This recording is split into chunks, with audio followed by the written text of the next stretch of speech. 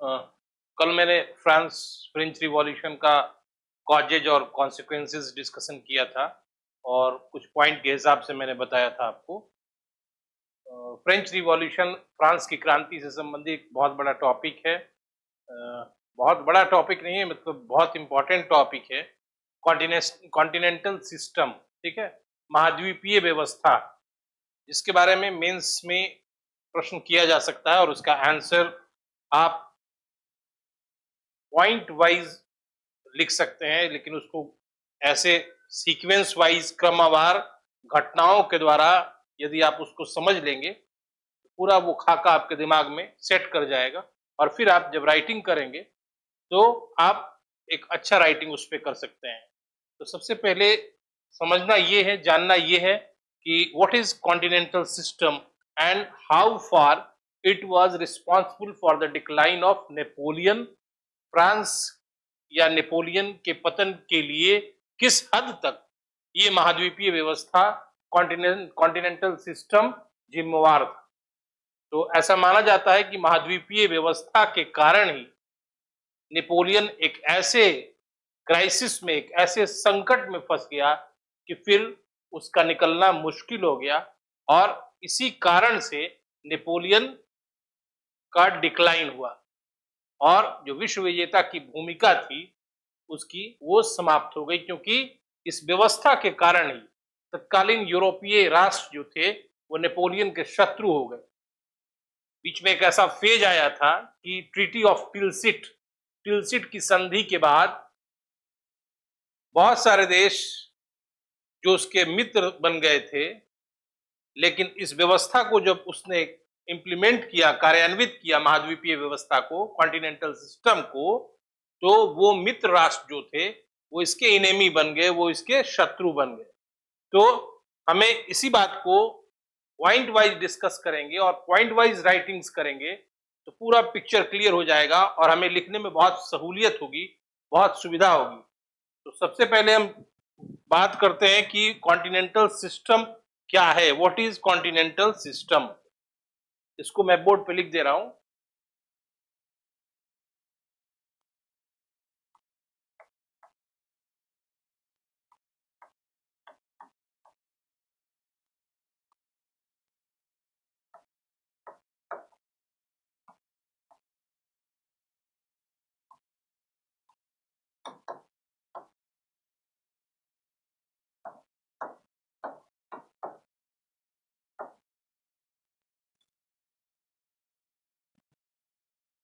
ये महाद्वीपीय व्यवस्था के अंतर्गत कुछ डिक्रीज हैं, मतलब आज्ञप्तियां हैं, आदेश हैं, जो कि कभी नेपोलियन देता था और उसके प्रत्युत्तर में, उसके रिएक्शन में ग्रेट ब्रिटेन देता था। उसको यदि हम बोर्ड पे लिख देते हैं तो ज्यादा समझने में हमें आसानी होगी। फिर से हम इसको लिखते हैं।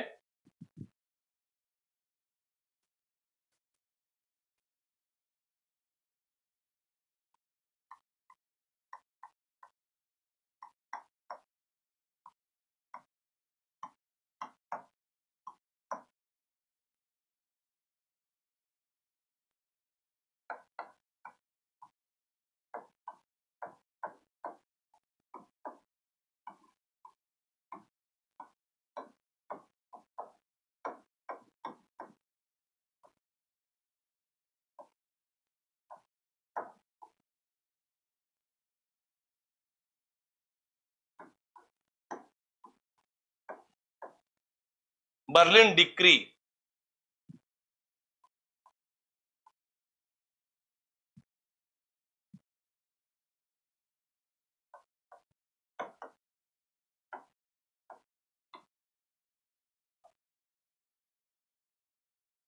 फिर दूसरा है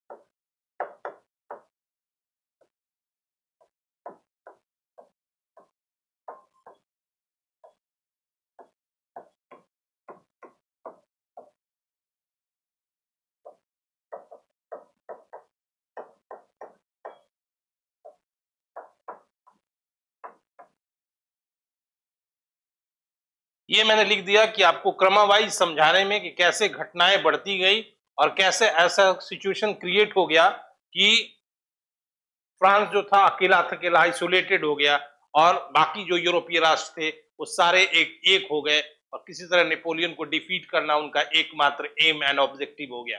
तो पहले देखते हैं व्हाट इज कॉन्टिनेंटल सिस्टम, महाद्वीपीय व्यवस्था क्या है। इसको नट सेल में आप समझिए कि क्यों ऐसा सिस्टम लाने के लिए नेपोलियन मजबूर हुआ। तो पहले जानिए कि यूरोप में करीब विश्व में करीब 40 युद्धों का विजेता हो गया था वो नेपोलियन और उसकी जो शक्ति थी वो पराकाष्ठा पे पहुंच गई थी। और उस समय एक थर्ड ग्रुप होता था, तीसरा गुट कहलाता था, जिसमें ब्रिटेन को छोड़कर बाकी सभी राष्ट्रों को नेपोलियन ने डिफीट कर दिया था, पराजित कर दिया था। एकमात्र ब्रिटेन ही बचा था जो कि अभी तक पराजित नेपोलियन नहीं कर पाया था। तो नेपोलियन ने इसके लिए एक आईक्यू लगाया, एक बुद्धि सोची कि कैसे ब्रिटेन को अपने आगे नतमस्तक कर देना है, कैसे ब्रिटेन को पराजित कर देना है कि ब्रिटेन की शक्ति हमारे फ्रांस के आगे बिल्कुल शून्य हो जाए। तो ये जानता था नेपोलियन कि ब्रिटेन की शक्ति का आधार उसका जो विकसित ट्रेड एंड कॉमर्स है, व्यापार वाणिज्य जो है, जिससे उसको इतना पैसा आता है क्योंकि वहां पे इंडस्ट्रियल रिवॉल्यूशन हुआ था और उसका सीधा परिणाम उस राष्ट्र को मिला था और वो सैनिक दृष्टि से, युद्ध की दृष्टि से काफी शक्तिशाली हो गया था।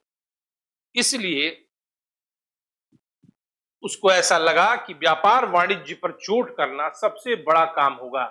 इंग्लैंड के विकसित यानी कि समृद्ध एनरिच्ड ट्रेड एंड कॉमर्स को रोकना सबसे बड़ा काम होगा, तभी हम उसकी शक्ति को कम कर सकते हैं, उसकी शक्ति को तोड़ सकते हैं। दूसरी बात, नेपोलियन ये भली भांति जानता था कि नौसैनिक दृष्टि से ब्रिटेन जो एक शक्तिशाली, विश्व का सबसे शक्तिशाली राष्ट्र था और फ्रांस टफलगर के युद्ध में भी यह अनुभव ले चुका था कि ब्रिटेन को सीधी मुठभेड़ में यानी कि सीधे तौर पर ब्रिटेन को नहीं पराजित किया जा सकता है, क्योंकि फ्रांस जो था वो नौसैनिक दृष्टि से उसके बराबरी नहीं था, बल्कि नौसैनिक दृष्टि से फ्रांस एक शक्तिशाली राष्ट्र नहीं था और ब्रिटेन जो था नौसैनिक दृष्टि से काफी शक्तिशाली राष्ट्र था। ऐसी स्थिति में 1805 ईस्वी में उसके एक सलाहकार मान तेलरा नाम था उसका, मान तेलरा के सुझाव पर नेपोलियन ने एक प्लान इनोवेट किया, मतलब समझिए कि एक योजना का इजाद किया उसने और इस योजना के द्वारा उद्देश्य था ब्रिटेन को व्यापार वाणिज्य की दृष्टि से कमजोर कर देना, उसका व्यापारिक बहिष्कार कर उसके जो इनकम को रोक देना था। और इसके लिए जो योजना लाई गई, जो कि एक परोक्ष योजना थी, इनडायरेक्ट प्लान था, उसी योजना को कहते हैं महाद्वीपीय व्यवस्था, कॉन्टिनेंटल सिस्टम। इस व्यवस्था के दौरान इस व्यवस्था के द्वारा ब्रिटेन के व्यापार को रोक देना था और इसके लिए यूरोपीय बंदरगाहों को उसके लिए बंद कर देना था। यानी ब्रिटेन की व्यापारिक नाकाबंदी ही महाद्वीपीय व्यवस्था या कॉन्टिनेंटल सिस्टम थी। फिर से समझ लीजिए, महाद्वीपीय व्यवस्था या व्हाट इज कॉन्टिनेंटल सिस्टम या क्या है, तो इसका सीधा मतलब यही होगा कि ब्रिटेन के व्यापार को यूरोपीय बंदरगाहों से समाप्त कर देना और यूरोपीय बंदरगाहों पर ब्रिटेन के जहाजों के लिए नाकेबंदी कर देना ही महाद्वीपीय व्यवस्था थी। और इस समय अपने शक्ति के पराकाष्ठा पर नेपोलियन था और किसी भी यूरोपीय राष्ट्र को इसकी ऐसी हिम्मत नहीं थी कि नेपोलियन के इस आदेश की वो अवहेलना करता। इसलिए नेपोलियन ये जानता था कि वो प्रेशर से, दबाव से बाकी यूरोपीय राष्ट्रों को अपनी इस योजना को स्वीकार करने के लिए मना लेगा और इसीलिए अपने सलाहकार मानतेलरा के सुझाव पर उसने इस व्यवस्था को लाया जिसको कहते हैं महाद्वीपीय व्यवस्था या कॉन्टिनेंटल सिस्टम। इस सिस्टम को लाने के लिए शासकीय आदेश, गवर्नमेंट ऑर्डर्स लाए गए और उन्हीं ऑर्डर्स को मैंने इस बोर्ड पे लिखा है। एक जब नेपोलियन आदेश देता था, उसके रिएक्शन में ब्रिटेन भी आदेश देता था। ब्रिटेन के आदेश को, शाही आदेश को ऑर्डर इन काउंसिल कहा गया है। बाकी जो आदेश है वो नेपोलियन का दिया हुआ है, जैसे बर्लिन, वारसा, मिलान, फॉन्टेनब्लो। लेकिन ब्रिटेन का जो आदेश था वो order in council 1806, order in council 1807। तो क्या था ये, इस पर डिस्कशन करते हैं। पहला है बर्लिन आज्ञप्ति 21 नवंबर 1806। ये बर्लिन आज्ञप्ति इसलिए नाम दिया गया कि उस समय नेपोलियन बर्लिन में था और उसने एक आदेश दिया कि यूरोपीय बंदरगाह पर इंग्लैंड और उसके उपनिवेशों के साथ व्यापार बंद किया जाए। यानी ब्रिटेन और उसके जो उपनिवेशिक देश थे उनके साथ यूरोप के बंदरगाहों से व्यापार नहीं किया जा सकता है। ये आदेश उसने बर्लिन में दिया था, इसलिए इसका नाम है 1806 21 नवंबर बर्लिन आज्ञप्ति। इसके प्रत्युत्तर में, इसके रिएक्शन में ब्रिटेन ने भी एक आदेश दिया जिसको कहते हैं ऑर्डर इन काउंसिल 1806, जिसमें कहा गया, ब्रिटेन ने यह कहा कि फ्रांस और उसके मित्र देशों के साथ ब्रिटेन व्यापार नहीं करेगा। ठीक है। फिर अगला 1807 ईस्वी में दो आदेश नेपोलियन ने दिए। पहला आदेश कहलाता है वारसा आज्ञप्ति, वारसा डिक्री, और दूसरा कहलाता है मिलान आज्ञप्ति यानी मिलान डिक्री। 1807 के वारसा आदेश में नेपोलियन ने एक आदेश दिया कि उत्तरी यूरोप में, नॉर्दर्न यूरोप में जितने भी अंग्रेजी मालों वाले गोदाम हैं, यानी ऐसे गोदाम जहां पे अंग्रेजी माल रखे हुए, उनको जब्त कर लिया जाए, उनको नष्ट भी किया जा सकता है। फिर तुरंत 2-3 महीने के बाद, 2-3 महीने के नहीं, 8-10 महीने के बाद, जैसे पहला 25 जनवरी को दिया और फिर देखा कि कुछ खास फायदा नहीं हो रहा है, तो फिर उसने 17 दिसंबर 1807 को मिलान आज्ञप्ति लाया, जिसमें कहा गया मिलान आज्ञप्ति में कि ब्रिटेन के साथ कोई भी व्यापार नहीं किया जाएगा और ब्रिटेन तथा उसके औपनिवेशिक देश से के संबंध में एक नियम लाया गया। इसमें मिलान आज्ञप्ति में नेपोलियन ने कहा कि यदि न्यूट्रल कंट्रीज, न्यूट्रल मतलब तटस्थ राष्ट्र, ब्रिटेन और फ्रांस को छोड़ के बाकी जो यूरोपीय राष्ट्र थे उनको तटस्थ राष्ट्र, न्यूट्रल स्टेट्स कहा गया। उसी संबंध में मिलान आज्ञप्ति में नेपोलियन ने एक आदेश दिया कि किसी भी तटस्थ राष्ट्र का जहाज फ्रांस के बंदरगाहों से माल लेकर चलते समय यदि आगे जाके वो अंग्रेजी बंदरगाह की तरफ जाएगा तो उसका जहाज सहित माल जब्त कर लिया जाएगा। ये बहुत कड़ा आदेश था जो कि मिलान में दिया नेपोलियन। इन दोनों आदेशों के प्रत्युत्तर में ब्रिटेन ने भी ऑर्डर इन काउंसिल 1807 में जारी किया और उसने कहा कि उसने भी तटस्थ राष्ट्रों को कहा कि वैसे राष्ट्र जो फ्रांस के मित्र नहीं है, यानी तटस्थ राष्ट्र, उनसे ये कहना है कि वो ब्रिटेन के साथ व्यापार जारी रखें। यदि वो व्यापार नहीं करते हैं तो उन राष्ट्रों का विरोध करेगा ब्रिटेन और भविष्य में उनके साथ संबंधों के निर्धारण में भी अपने हिसाब से वो संबंध निर्धारण करने का कहने का मतलब है कि ब्रिटेन एक चुनौती दी उन न्यूट्रल स्टेट्स को कि वो व्यापार ब्रिटेन से जारी रखें, नहीं तो इसका परिणाम अनिष्टकारी होगा। ठीक है, इसका परिणाम अच्छा नहीं होगा। मैंने एक अपील किया गया। उसके बाद आप देखेंगे कि ऑर्डर इन काउंसिल भी मिलान आज्ञप्ति के इतने कड़े ऑर्डर के बावजूद ब्रिटेन के उपनिवेशों से चोरी छिपे माल यूरोप के बाजारों में आना जारी रहा।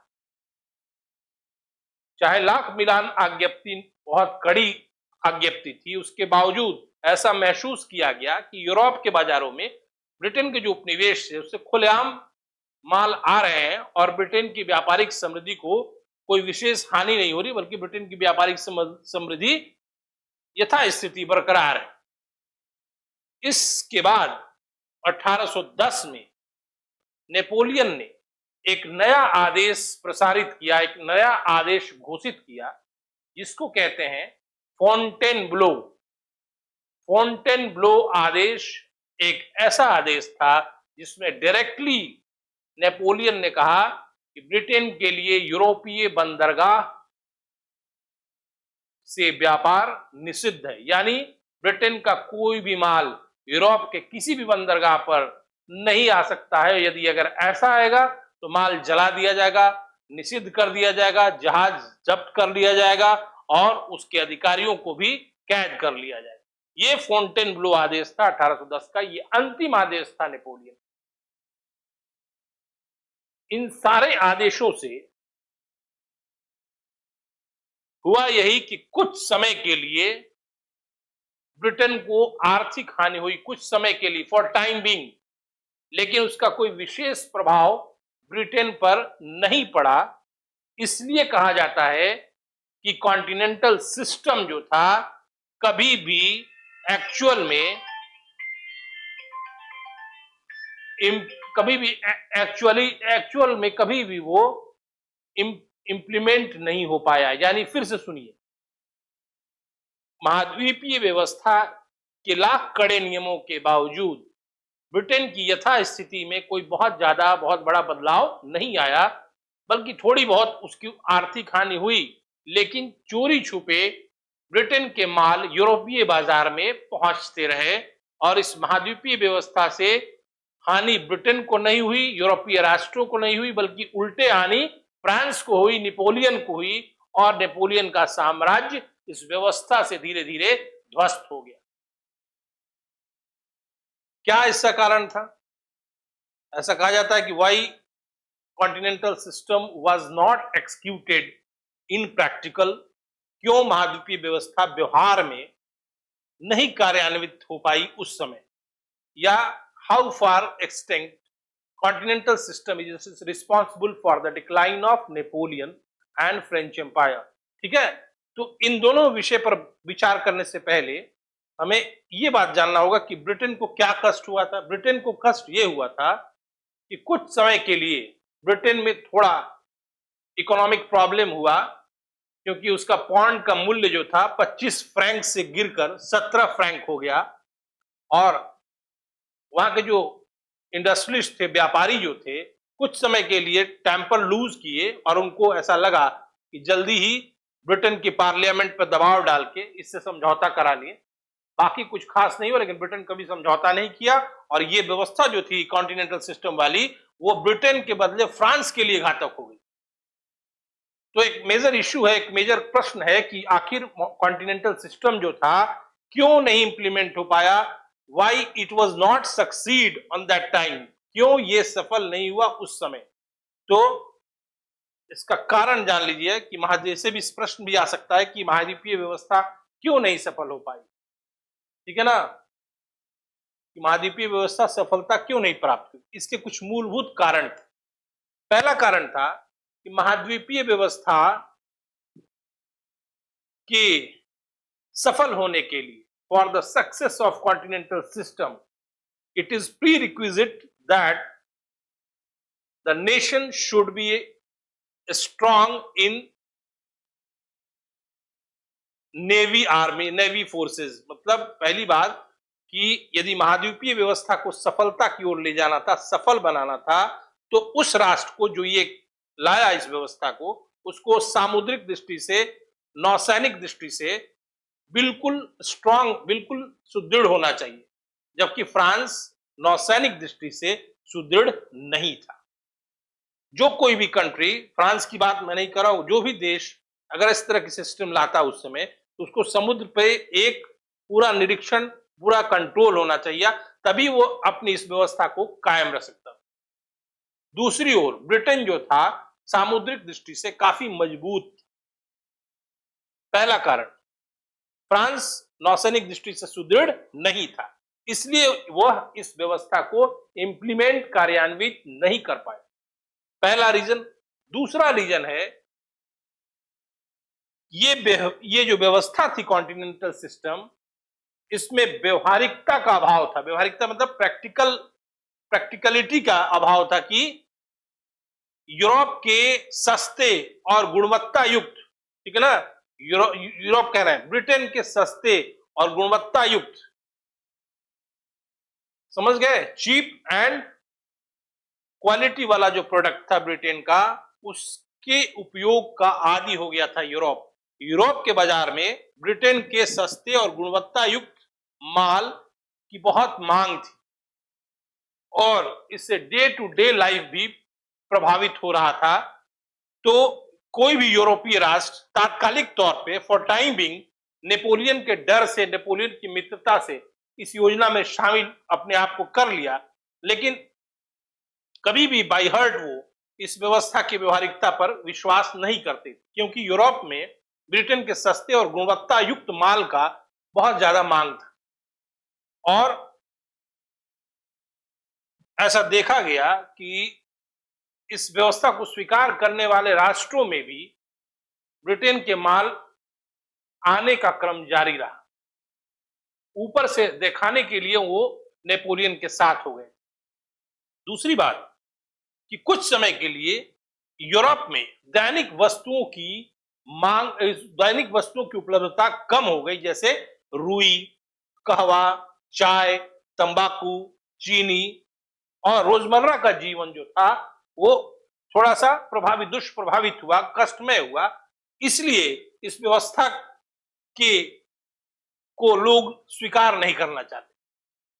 यानी इस व्यवस्था में, महाद्वीपीय व्यवस्था में व्यवहारिकता की कमी थी, क्योंकि नेपोलियन ये सोच नहीं पाया कि यूरोप जो है आदी हो चुका है ब्रिटेन के सस्ते और गुणवत्ता युक्त माल के उपयोग का, इसलिए इस व्यवस्था की सफलता संदिग्ध है, ऐसा नहीं सोच पाया।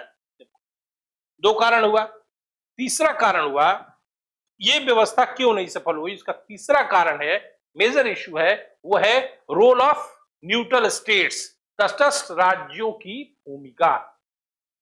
तटस्थ राष्ट्रों के कारण ही इस व्यवस्था को पूरा नहीं किया जा सका, क्योंकि तटस्थ राष्ट्र जो थे वो चोरी छुपे ब्रिटेन के माल अपने देश में मंगाने लगे और ऊपरी तौर पर वो इस व्यवस्था के सपोर्ट करते रहे, लेकिन तटस्थ राष्ट्रों में ब्रिटेन का सामान आना जारी रहा। चोरी छुपे आए या ऐसे आए, लेकिन तटस्थ राष्ट्र इन सामानों का उपयोग करते रहे। तीसरी बात हुई कि इस बंदरगाह की नाकेबंदी से फायदा ब्रिटेन को क्या होगा, फायदा फ्रांस को क्या हो गया, बल्कि फ्रांस खुद ही आइसोलेटेड हो गया, अकेला पड़ गया, क्योंकि बहुत सारे राष्ट्र फ्रांस की इस योजना का विरोध करते थे, क्योंकि उन राष्ट्रों में दैनिक जीवन यापन कष्टकर हो गया और फ्रांस के जो पहले मित्र बने थे राष्ट्र, वो इसके अब शत्रु हो गए, इनेमी हो गए। खुल के शत्रुता नहीं किया, लेकिन अब फ्रांस के नेपोलियन के विरोधी हो गए। इसके कारण और क्या हुआ महाद्वीपीय व्यवस्था से, कि अब नेपोलियन को एक युद्धों का सिलसिला, एक युद्धों का चक्र झेलना पड़ा, एक के बाद एक लगातार वार करने पड़े, और लास्ट में नेपोलियन के विरोध में सारी यूरोपीय शक्तियां बड़ी बड़ी हो गई और यही डिक्लाइन हुआ यूरोप का। ठीक है, तो ये जो कारण थे महाद्वीपीय व्यवस्था की सफलता नहीं हो पाई, उसके अलावा नेपोलियन का डिक्लाइन का एक और बड़ा कारण है कि वो युद्धों से घिर गया। जैसे मैं अभी बता रहा हूं आपको,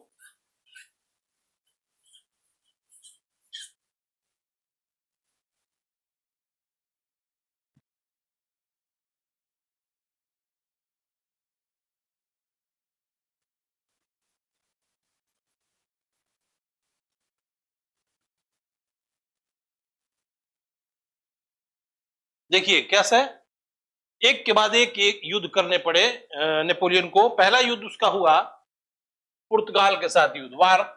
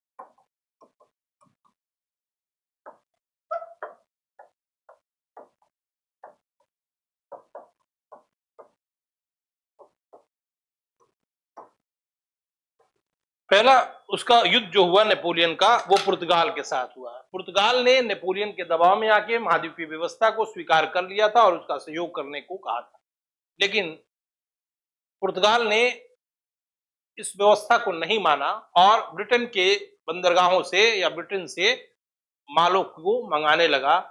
और नेपोलियन महत्वाकांक्षी था ही, उसको ये एक बहुत बड़ा इश्यू मिला, एक बहाना मिला, और उसने 1807 में अपने सेनापति जूनो को भेज के पुर्तगाल पर अधिकार कर लिया और पुर्तगाल विवश होकर उसकी अधीनता को स्वीकार कर। पुर्तगाल के साथ जो युद्ध हुआ वो सामरिक दृष्टि से, रणनीतिक दृष्टि से बहुत ज्यादा महत्वपूर्ण नहीं था, बल्कि इस चीज का एक आभास था कि अगला किस राष्ट्र के प्रति नेपोलियन की दृष्टि जगेगी, और ये स्पेन के अभियान की एक तरह से पूर्व अभ्यास था, पूर्व पीठिका थी जिसको कह सकते हैं। और स्पेन में क्या था, इस समय पॉलिटिकल सिचुएशन बड़ा गड़बड़ था। स्पेन का जो राजा था वो बुर्बो वंश का था, उसका नाम था चार्ल्स चतुर्थ, और वो 1788 से 1808 तक शासक रहा, और उसका पुत्र था फर्डिनेंड। ये चार्ल्स चतुर्थ जो था बुर्बो वंश का, ये एक तरह से पपेट किंग था, और उसकी रानी मेरिया लुइसा ही प्रोमिनेंट फिगर थी उस एडमिनिस्ट्रेशन में, और वो अपने प्रधानमंत्री गोदाई से ज्यादा इन्फ्लुएंस्ड थी, ज्यादा प्रभावित थी, और इस कारण उसका पुत्र फर्डिनेंड खुद को शासक बनाने के लिए चार्ल्स चतुर्थ के विरुद्ध संघर्ष में था। ऐसी स्थिति को भांप कर नेपोलियन ने इस अवसर का फायदा उठाना चाहा, और उसने दोनों बाप बेटों को फ्रांस के बोयान नामक जगह पे बुलाया वार्ता करने के लिए कि भाई आइए हम आपका डिस्प्यूट सेटलमेंट का काम करेंगे। लेकिन जैसे ही वो दोनों आए तो चार्ल्स चतुर्थ को पेंशन देकर उसने रोम भेज दिया और फर्डिनेंड को फ्रांस के ही किसी किले में कैद कर लिया, और स्पेन का शासक नेपल्स के शासक जोसेफ को बना दिया। और फिर नेपल्स जो खाली था शासक का पद, वहां का शासक अपने बहनोई मूरा को बना दिया। नेपोलियन के इस कार्य का बहुत बुरा प्रभाव पड़ा, और स्पेन में सर्वत्र, यानी स्पेन के हर कोने में एक रिवॉल्यूशन, एक क्रांति, एक आंदोलन शुरू हो गया, और स्पेन के रेजिडेंट्स ने, स्पेन के निवासियों ने स्पेन स्पेन वासियों का नारा दिया, और एक लंबा प्रयास नेपोलियन को करना पड़ा स्पेन पर कब्जा करने के लिए, लेकिन स्पेन पर अंततः कब्जा नहीं हो पाया। क्यों? क्योंकि स्पेन के लोगों ने, स्पेन ने ब्रिटेन से मदद मांग लिया।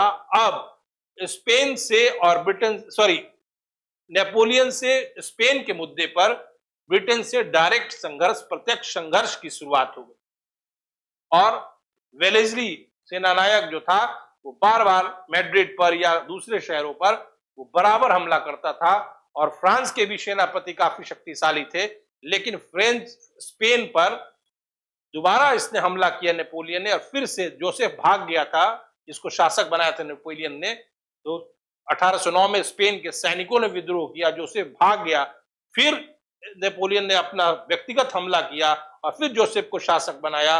लेकिन बार बार कभी ये अधिकार जो था फ्रांस का स्पेन पर स्थायी नहीं रहा, और बार बार अंग्रेजी सेना इस फ्रांस के सेनापतियों को पराजित करती थी, और स्थिति तो यहां तक आ गई कि अंग्रेजी सेना ने फ्रांस के भीतर घुसकर टूलोज पर अधिकार कर लिया। टूलोज फ्रांस का क्षेत्र था और फ्रांस के अंदर था। ये एक बहुत अपमानजनक बात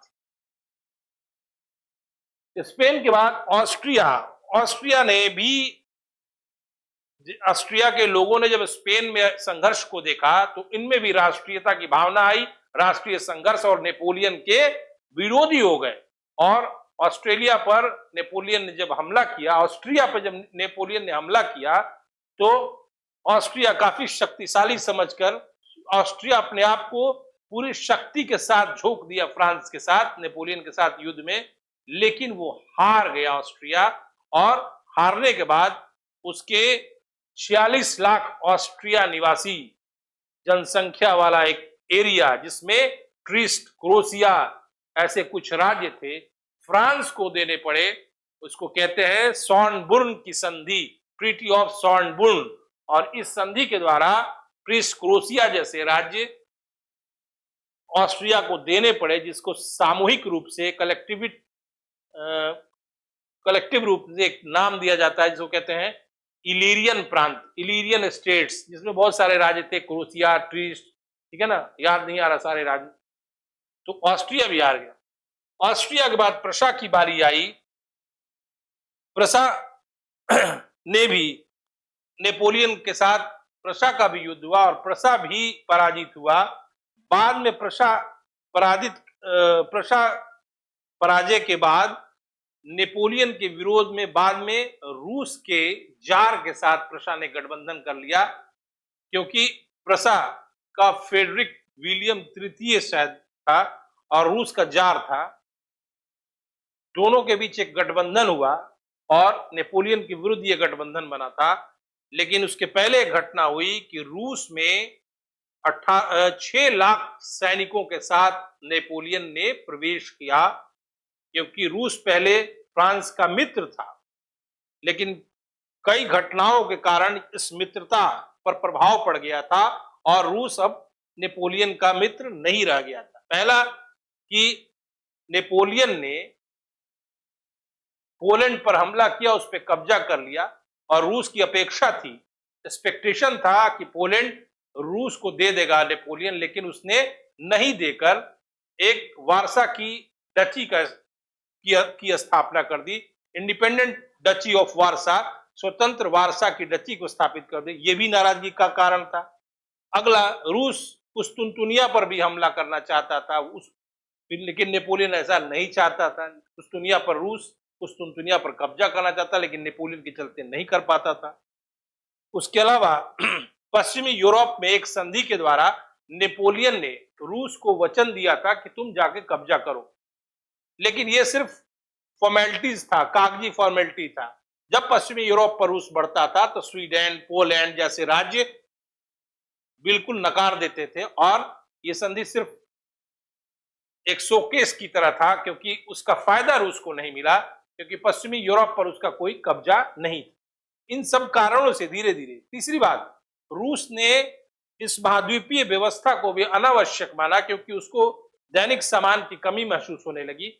इन सारे कारणों के कारण रूस नेपोलियन से नाराज हो गया था, और इस कारण नेपोलियन ने 6 लाख सैनिकों के साथ रूस पर हमला किया, और यह हमला इतना बेकार था कि वहां का जार भाग गया, साइबेरिया में चला गया और मॉस्को छोड़ के चला गया।